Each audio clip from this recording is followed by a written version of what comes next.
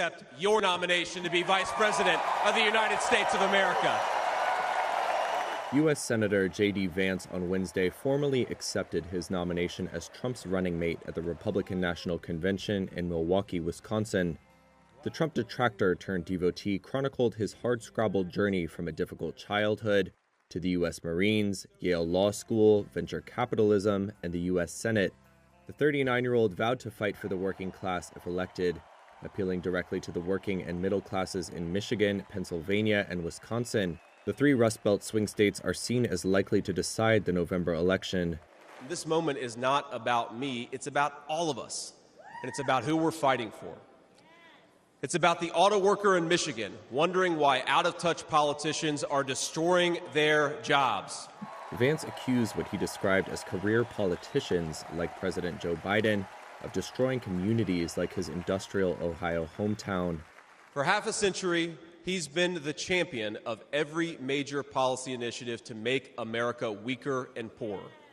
The Republican senator hailed Donald Trump's economic record in contrast. And in 4 short years, Donald Trump reversed decades of betrayals inflicted by Joe Biden and the rest of the corrupt Washington insiders. He created the greatest economy in history for workers. Really was amazing. He also praised Trump for his response after being grazed by a bullet at a campaign stop in Pennsylvania.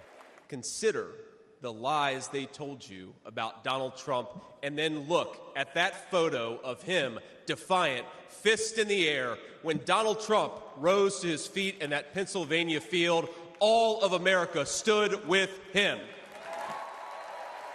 They said he was a tyrant. They said he must be stopped at all costs. But how did he respond? He called for national unity, for national calm, literally right after an assassin nearly took his life. Democrats criticized Vance for positions including his strict anti-abortion stance and his opposition to military aid for Ukraine. In a statement Wednesday, the Biden campaign accused him of standing for extremism. However, less than 2 years after assuming his first public office, Vance's primetime debut on Wednesday capped a meteoric rise. He is one of several high-profile Republicans whose reversals from Trump critics to loyalists underscore the former president's takeover of the party. Thank you all. Shares of chip makers fell Wednesday after President Joe Biden and his Republican rival Donald Trump each made news that sent a chilling effect through the semiconductor industry. Bloomberg reported the Biden administration has told allies it may use its most severe trade curbs on companies that continue to give China access to advanced chip technology. U.S.-listed shares of Dutch equipment provider ASML fell 11% in morning trading, even as the company beat second-quarter profit estimates. Shares of AI heavyweight NVIDIA lost ground, along with fellow chip makers AMD, Qualcomm, Broadcom, Micron Technology, and ARM Holdings. The Biden administration has been aggressive in its efforts to curb China's access to cutting-edge chips, with sweeping restrictions in October that limited exports of AI processors designed by NVIDIA and other U.S. firms. And in a separate report in Bloomberg Businessweek, Trump questioned U.S. support for Taiwan, saying the island, that China claims as its territory, should pay for U.S. protection. That sent U.S.-listed shares of Taiwan Semiconductor, the world's largest contract chip maker, down 6%. Taiwan is home to several semiconductor makers, and analysts have warned that any conflict over the island may shatter the global economy.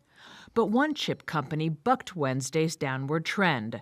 Shares of Intel were up more than 2% in midday trading, with analysts pointing to its efforts to build plants in the U.S. Top U.S. Federal Reserve officials on Wednesday indicated that interest rate cuts are getting closer. Fed Governor Christopher Waller said the time to cut rates was, quote, drawing closer during a speech at the Kansas City Fed. And New York Fed President John Williams used the same language in an interview with the Wall Street Journal. They cited the improved trajectory of inflation and a labor market now in better balance. The remarks appear to set the stage for a reduction at the central bank's meeting in September. Earlier this week, Fed Chair Jerome Powell and others noted the increased confidence that price gains are continuing to slow and move toward the Fed's 2% target. This is despite a short-lived bump in inflation earlier this year. By the Fed's preferred measure, inflation in May was running at a 2.6% annual rate, down from the 7.1% peak reached during the COVID-19 pandemic. The June data is due next week. The central bank is widely expected to keep its benchmark rate unchanged at its next meeting, which begins July 30th. Markets have fully priced in a cut in September, with 2 more by the end of the year solidly reflected in interest rate futures pricing. Kenya's police have banned demonstrations in the heart of the capital, Nairobi, until further notice. That's after weeks of anti-government protests initially sparked by proposed tax hikes. Late on Wednesday, Acting Head of Police Douglas Kanja-Korocho said there was credible evidence that organised criminal groups are planning to take advantage of the ongoing protests to execute their attacks, including looting. No demonstrations will be permitted, the statement read, in the Nairobi Central Business District and its surroundings until further notice to ensure public safety. Some activists have since been sharing calls for people to gather with camping gear at Uhuru Park, next to the Central Business District. A Reuters reporter said there was a heavy police presence in the city on Thursday morning. Responding to the protest ban, activist Boniface Mwangi wrote on social media that the police and President William Ruto have no power to suspend rights guaranteed by the Constitution. At least 50 people are reported to have been killed in the youth-led protests amid clashes with police. The unrest has continued even after President Ruto scrapped the tax proposals and fired most of his cabinet. Activists are saying they want Ruto to resign and are calling for systemic changes to clean up corruption and address poor governance. The Trump effect is rocking Asian chip stocks, including Taiwan giant TSMC. On Thursday, the world's biggest contract chip maker reported a 36% jump in second quarter profit. That beat market forecasts and was driven by a surge in demand for AI products. And yet, shares in the firm, Asia's most valuable listed company, closed down by 2.4%. Markets were focused on earlier comments by Donald Trump, who said Taiwan had taken 100% of America's chip business. He says the island should pay the US for its defense in return, adding geopolitical alarm to the tech tensions. Taiwan's foreign ministry felt compelled to respond on Thursday, with a spokesman saying it was committed to boosting defense spending and working with Washington. But Trump's comments added to existing tensions over US-China relations. Reports in recent days have said the Biden administration could step up curbs on chip exports, prompting a big sell-off for tech stocks. Thursday saw South Korea's SK Hynix lose around 4%, while Japan's Tokyo Electron was off more than 8%. That followed a big drop on Wall Street, where tech stocks saw $500 billion wiped off their market value. The White House says President Joe Biden has tested positive for COVID-19 on Wednesday. That came during a campaign trail trip to Las Vegas. Early in the day, he was seen shaking hands with diners at a restaurant. Biden was due to speak for Unidos US, a Latino civil rights organization, when the CEO came on stage and announced he would not be attending the event. He just tested positive for COVID. He said to tell my folks that we're not going to get rid of him that quickly. The US president has since boarded Air Force One to return home to Delaware, where he'll self-isolate after experiencing mild symptoms. I know how to do this job. The 81-year-old president remains defiant as calls grow for him to drop his bid for another term in office. Some fellow Democrats feel he's too old to seek re-election. On Wednesday, ABC News, citing sources, said Senate Democratic leader Chuck Schumer told Biden in a meeting Saturday it would be better for the country and the Democratic Party if he ended his re-election campaign. Schumer's office called the ABC report idle speculation and said Schumer, quote, conveyed the views of his caucus directly to President Biden.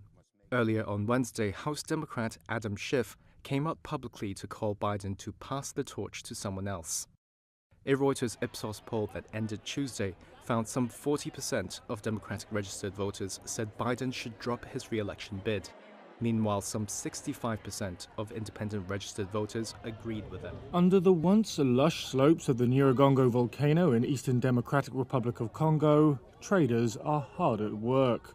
These chest-high sacks of charcoal in the town of Kibati are the product of deforestation that has, according to the United Nations, reached unprecedented levels. That's amid an ongoing insurgency in North Kivu province by the M23 rebel group.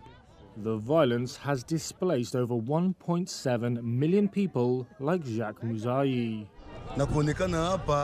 I'm here because we're starving in the camp. We decided to produce charcoal to feed our children.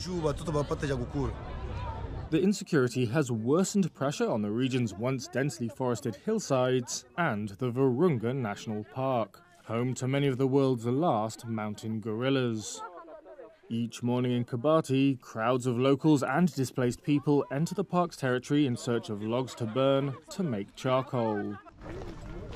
Others go deeper to cut trees for planks or plant crops in newly open land. And that's all happening in a park that is one of the most biodiverse territories on the continent, home to 3 types of great ape, bush elephants, and the endangered okapi, nicknamed Africa's unicorn. Bantu Lukambo is head of a local environmental organisation. Frankly, for us as locals, it breaks our hearts because for us the park is everything. We live because of this park. So when we see that the park is being decimated, it breaks our hearts. And today we estimate that only around 20 square kilometres of forest in the southern sector remains. In 2021, authorities declared martial law in Congo's east in response to the rising violence. According to a UN report, armed actors on both sides have profited off the production or trade in wooden planks in the areas they control. Illegal and uncontrolled logging, the July 8th report said, has led to the destruction of significant swathes of virgin forest in protected areas of Virunga. And here's what that looks like in satellite images taken between August 2022 and June 2024. Data from Global Forest Watch, an initiative that uses satellites to track deforestation, showed that annual tree cover loss in Virunga rose over 22% to 16,813 acres in 2021. A further 17,928 acres were lost in 2022. At a roadside depot in Kibati, planks, some of which have come from trees in Virunga, are unloaded off the back of motorbikes. Christoph Lewis, one of those displaced by the violence, says you earn up to 500 Congolese francs, that's about 18 US cents, per bike. He says he wants the authorities to do everything possible to end the war, because that is what pushes people to destroy the environment. If the war ends, he says, they will stop cutting the trees. The Rasanda Salt Lake in northern Serbia has dried up for the first time, as the Balkans and much of Europe continue to swelter in a prolonged heat wave this week. Most of the countries in the Balkans are expecting high temperatures of around 102 degrees Fahrenheit. Vladimir Djurjevic is a Belgrade-based meteorologist.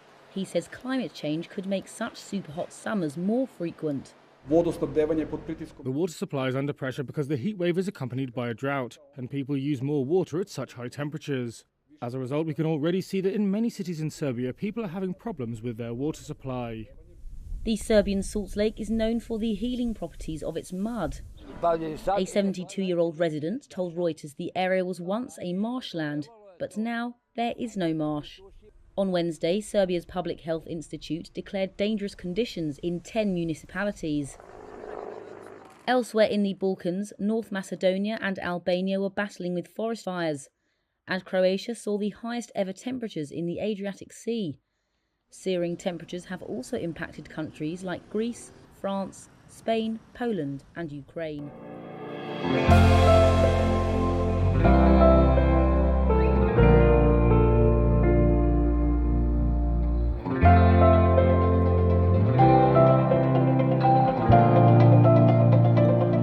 smile is part living skin tissue and part robot. It's the product of a decade of research by scientists at the University of Tokyo.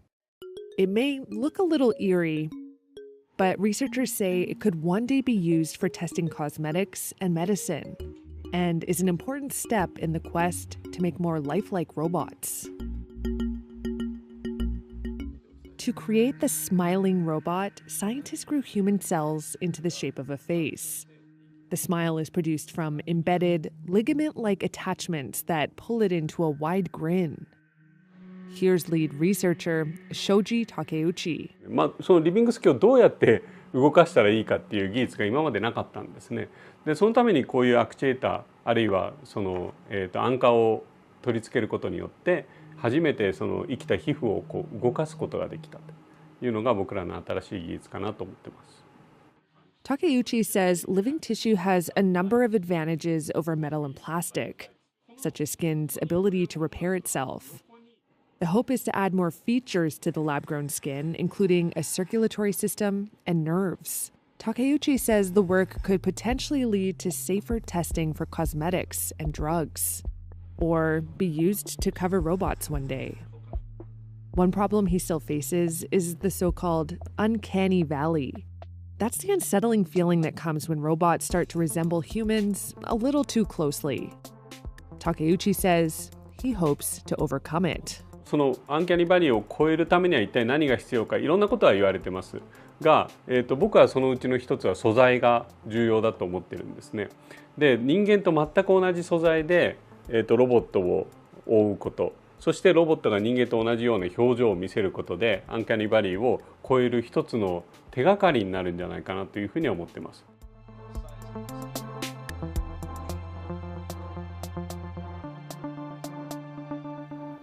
Shares in chip gear giant ASML tumbled on Wednesday despite a strong second quarter performance.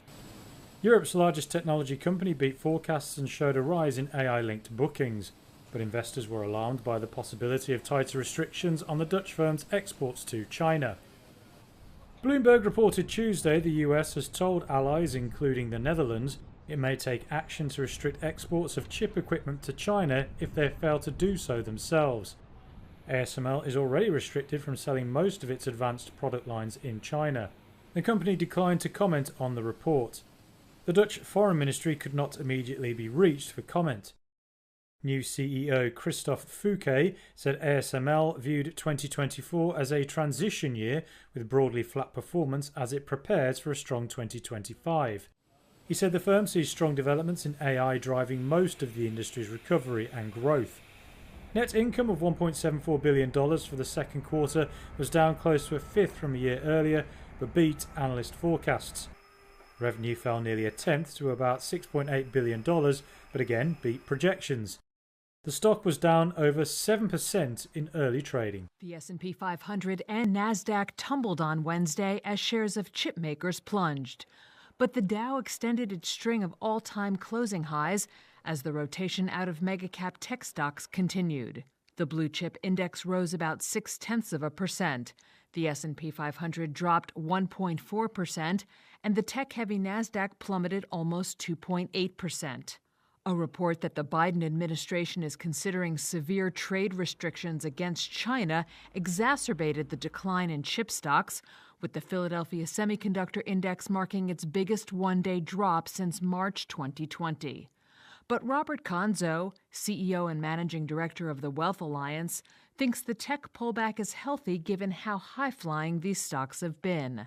Now, let's not kid ourselves. These large tech numbers are still up huge for the year, right? NVIDIA is up 140+% year to date. Even though it pulled back, it's still big. But it's nice to see some of these other areas coming into play. So we're excited about the pullback, and we're excited about seeing some other areas come up that we rebalanced into earlier in the year. So it's I think a good time and a good setup for continued future market movements going forward.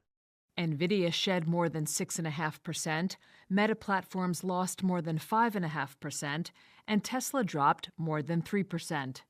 Even the small-cap Russell 2000 index, which surged 11.5% over the last 5 sessions, snapped its longest winning streak in over 4 years.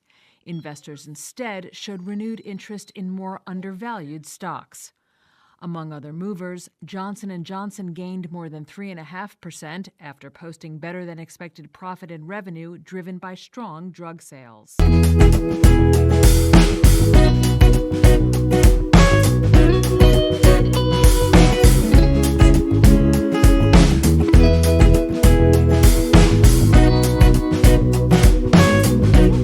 Franchise has turned its stars into reality TV icons, thanks to their compelling storylines and unfiltered personalities. Over the years, some housewives have not only gained fame, but also substantial salaries. Here, we explore the highest-paid Real Housewives stars. Eileen Davidson. Net worth, $3 million. Eileen Davidson joined Real Housewives of Beverly Hills for 3 seasons, earning $750,000 per season. Known for her memorable moments, Davidson later returned as a friend in seasons 8 and 10. Melissa Gorga. Net worth, $3 million. Melissa Gorga started on Real Housewives of New Jersey in season 2 and earned $750,000 per season by 2022. Her dynamic with Teresa Giudice and her husband Joe added depth to her storylines. Denise Richards. Net worth, $4 million. Denise Richards joined Real Housewives of Beverly Hills in its 9th season with a $1 million salary. Despite her star power, she left after 2 seasons due to numerous rocky moments. Bethany Frankel. Net worth, $80 million.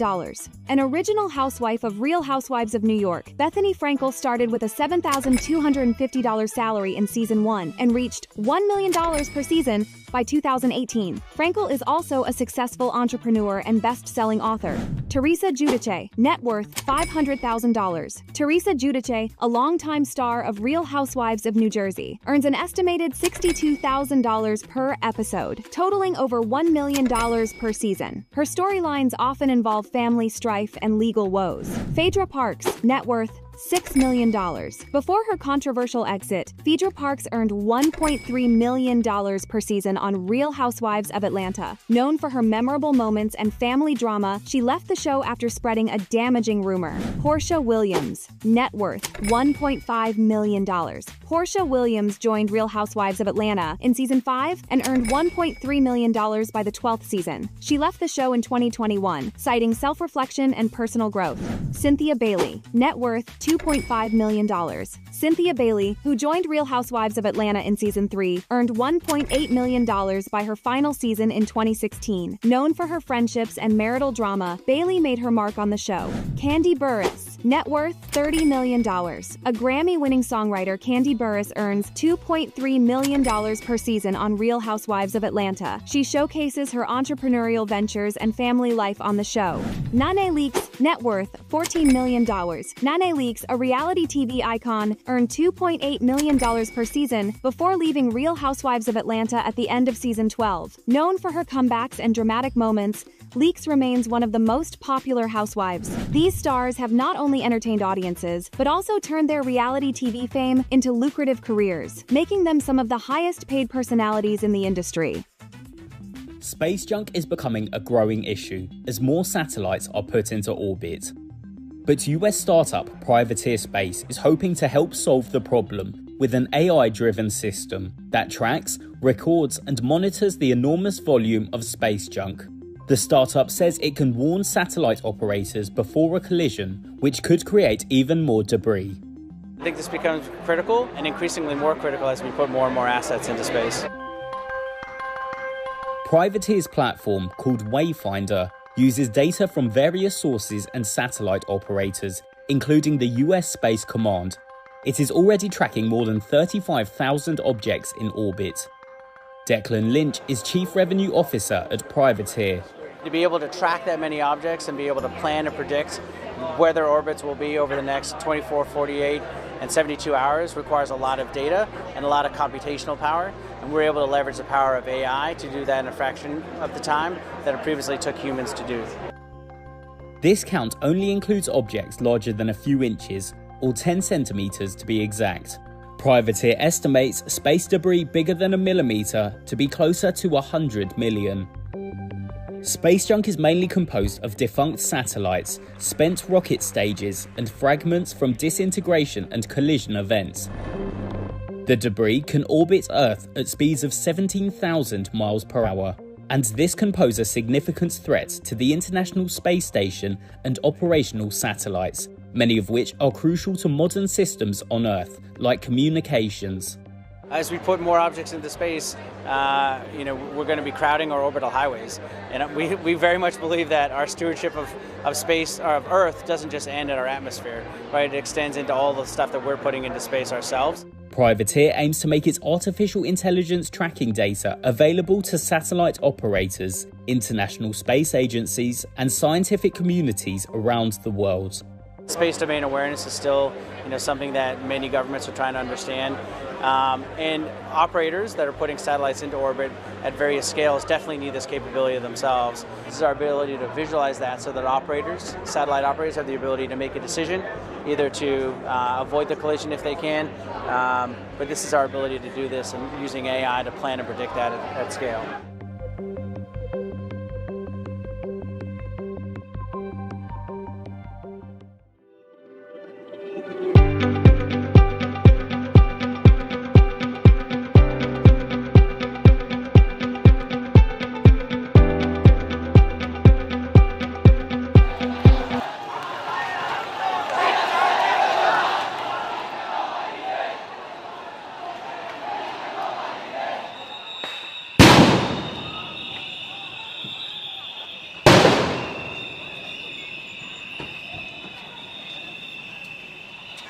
কিভাবে সরকার এটা বলতে পারে যে রাজনৈতিকীকরণ করা হচ্ছে, যেখানে প্রথম থেকেই আমরা বলছি যে আমরা সাধারণ শিক্ষার্থী, আমরা চাচ্ছি যে একটা দেশে কিভাবে, এটা তো একটা ন্যূনতম কমন সেন্সের ব্যাপার যে একটা দেশের 100%-এর মধ্যে 56% কখনো কোটা থাকতে পারে না, কখনো থাকতে পারে না। কোনো সুস্থ একটা দেশে, সুস্থ সমাজ ব্যবস্থায় কখনো 56% কোটা এটা মেনে নেওয়ার মতো না।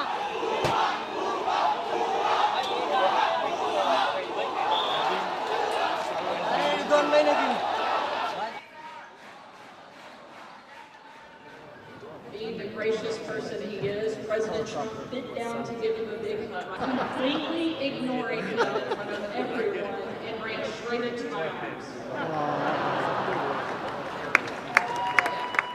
I wanted to honor President Trump. When he came in last night and there was that amazing outpouring of love in the room, and I saw he had the bandage on, I thought, what can I do to support the man and show solidarity with him and sympathy and appreciation for almost sacrificing his life for our republic.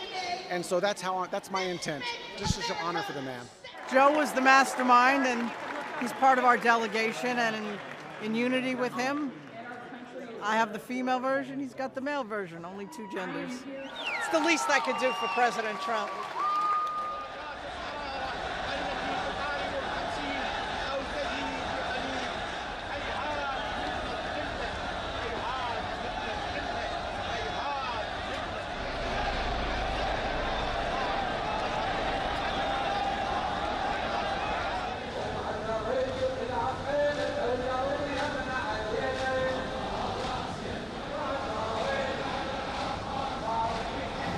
هذا اليوم يوم العاشر من محرم، يعني الاجواء، تشوف المساعدات الامنيه، القوات الامنيه، ورغم هذا الحر ورغم هذا يعني الشمس درجه الحراره عاليه جدا، تشوف الماء متوفر بكل شيء، القوات الامنيه مساعدين بالطرق، بالنظام المسير، ونعمه من الله، ونحمد الله ونشكره. اكل وشرب متوفر، زوار، والناس متعاونه بعض مع بعض، الحكومه والعتبه وكل شيء.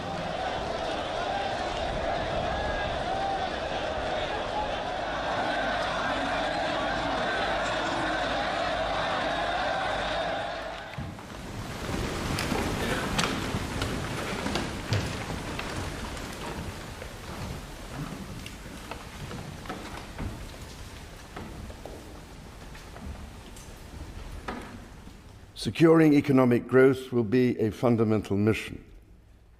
My government will seek a new partnership with both business and working people and help the country move on from the recent cost of living challenges by prioritizing wealth creation for all communities. My government will seek to reset the relationship with European partners and work to improve the United Kingdom's trade and investment relationship with the European Union. My ministers will seek a new security pact to strengthen cooperation on the mutual threats faced by the United Kingdom and the European Union.